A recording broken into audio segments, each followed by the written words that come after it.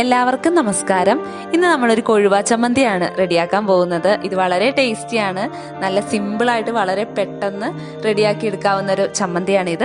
എങ്ങനെയാണ് ഇത് റെഡിയാക്കുന്നതെന്ന് നമുക്കൊന്ന് നോക്കാം.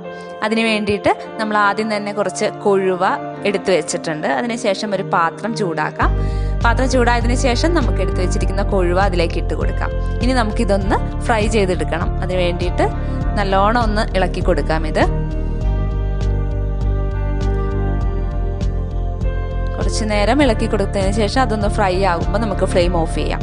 അതിനുശേഷം ഒരു മിക്സി ജാറിലേക്ക് ആവശ്യത്തിനുള്ള തേങ്ങ നമ്മൾ എടുക്കുവാണ്. അതിലേക്ക് ഒരു 7-8 ചുവന്നുള്ളി ആഡ് ചെയ്യുന്നുണ്ട്.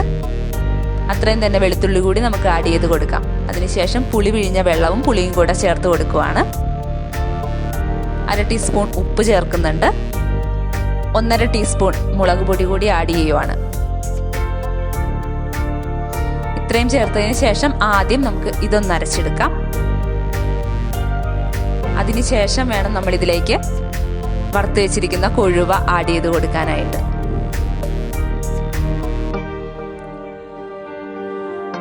ഇതുകൂടി ചേർത്തതിന് ശേഷം നമുക്ക് ഇതൊന്നുകൂടി ഒന്ന് അരച്ചെടുക്കാവുന്നതാണ്. നമ്മുടെ ചമ്മന്തി വളരെ പെട്ടെന്ന് തന്നെ തയ്യാറായി കഴിഞ്ഞു. നല്ല ടേസ്റ്റിയാണ്. വളരെ സിമ്പിളാണ് ഇത് റെഡിയാക്കി എടുക്കാൻ.